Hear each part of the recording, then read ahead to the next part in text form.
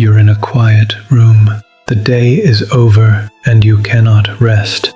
Your mind is not a peaceful place. It is a war room. It is a complex ledger of social interactions, of tasks completed and tasks pending, of things you said and things you should have said. You are the one everyone relies on, the one who always has it together, the responsible one, the one who remembers the birthdays, who finishes the project, who diffuses the family tension, who listens to your friend's crisis at 2 a.m. You are the one who is, in a word, perfect, and you are suffocating. You feel a profound, secret resentment that you immediately feel guilty for. You feel an exhaustion so deep in your bones that it feels like part of your personality, and you feel a silent, humming anxiety, a low-frequency vibration that warns you, do not make a mistake, do not be too loud, do not be too needy, do not be too much, do not, under any circumstances, let them see the effort. Make the performance look effortless. If this feels familiar, it's because you were trained for it. You are a graduate of an invisible, high-stakes academy. You were the perfect child, and this is the central, devastating paradox of your life. The very quality that saved you is now the quality that is sabotaging you. The armor you built to protect yourself, to earn love, to keep the peace, it has become a cage. You are a masterful performer who has forgotten how to take off the mask. In fact, you are terrified to, because a voice deep inside you whispers, what if there's nothing underneath? You weren't just a good kid. You were a child who learned far too early that your true self, the messy, spontaneous, loud, angry, or sad self, was not acceptable. You learned that love was conditional, and the condition was perfection. This video is not an attack. It is an acknowledgement. It is for those who were told they were so mature for their age, and who now grieve the childhood they never had. We are going to talk about the psychology of the perfect child, not the one who was perfect, but the one who had to be. We will explore the silent pressure that built you, and the silent pressure that is now breaking you.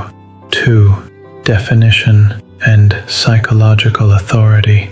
The perfect child is not a personality type.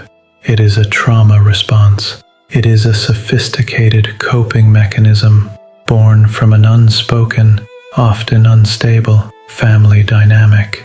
The most precise term for this experience is parentification. Parentification is a role reversal where a child is forced to take on the emotional and psychological responsibilities of an adult. Your job as a child was not to be a child. Your job was to manage the environment. You became a human thermostat. Your primary function was to monitor the emotional temperature of the room. This wired your brain for emotional hypervigilance. Your nervous system became exquisitely tuned to detect the most subtle shifts in your caregiver's state, the sound of their footsteps, the way they closed a door, the silence that was too silent. You scanned, you analyzed, and you adapted. If the parent was stressed, you became quiet and invisible. If the parent was sad, you became the cheerful entertainer. If the parents were fighting, you became the perfect student, the proof that this family was okay. This is the direct result of what psychologist Carl Rogers called conditional positive regard. A healthy child receives unconditional positive regard. I love you no matter what. You received the opposite. The message was, I love you when. I love you when you get good grades. I love you when you don't cause trouble. I love you when you take care of me. So, You became the when. This isn't just a memory, it's a neurological blueprint. Your brain's threat detection system, the amygdala, became overdeveloped.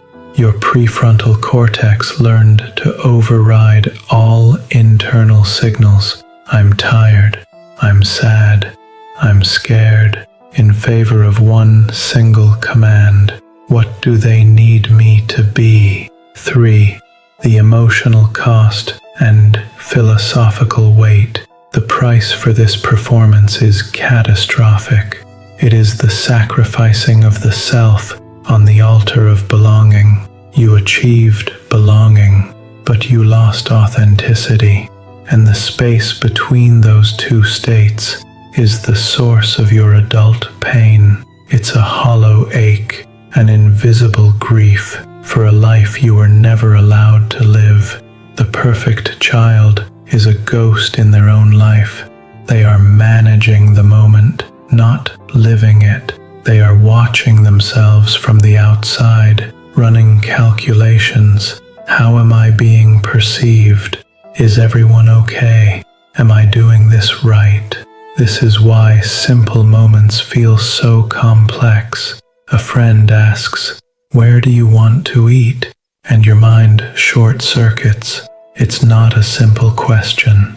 It's a test. Your brain doesn't scan for "what do I want?" It scans for what is the correct answer that will cause the least friction. Your own desires are a foreign language.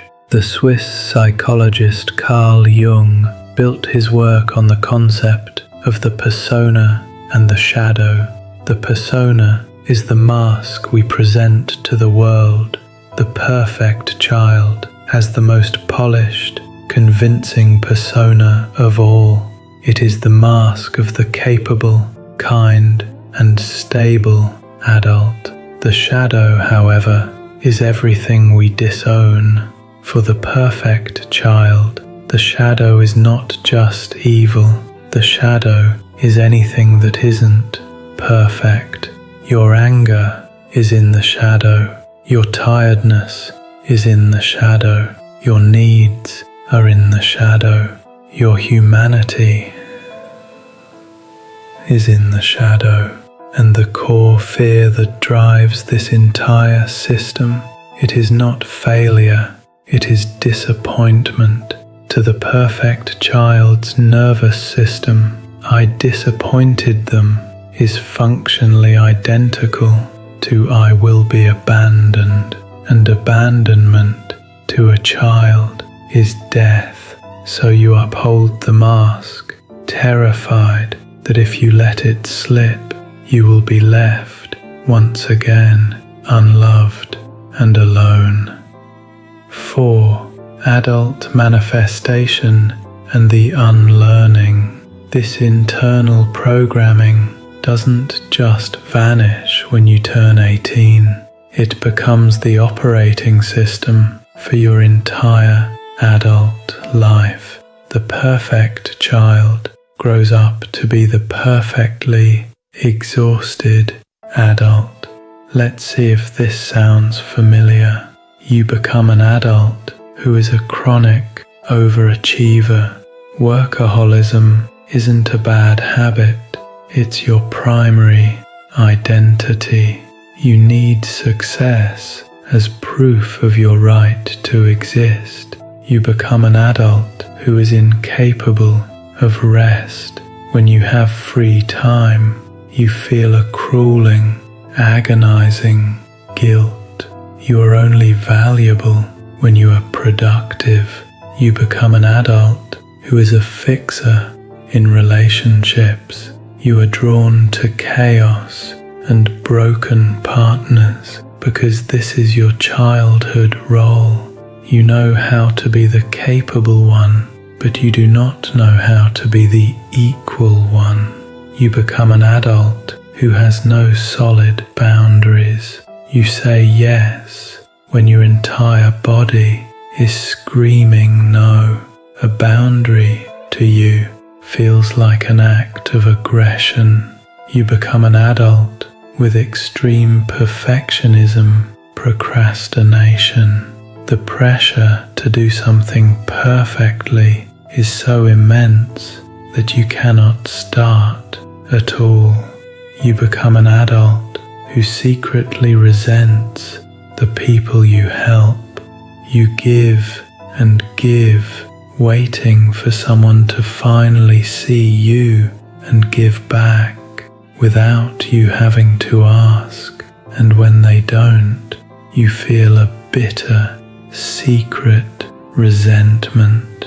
You become an adult who can't identify their own feelings. When asked, "How are you?"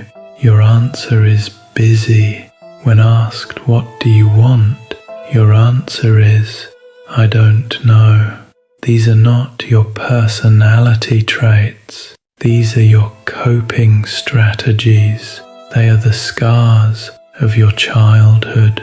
And the first, most revolutionary step to unlearning this is not to change yourself. It is to witness yourself. It is to stop gaslighting yourself, to stop saying, "I'm being dramatic," or "My childhood wasn't that bad." Your pain is real. The pressure is real. It is not your fault. 5. The healing, conclusion, and affirmation. So, where do you go from here?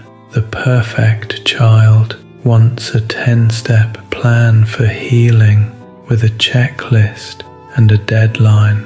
They want to be the perfect healer. That is the old programming.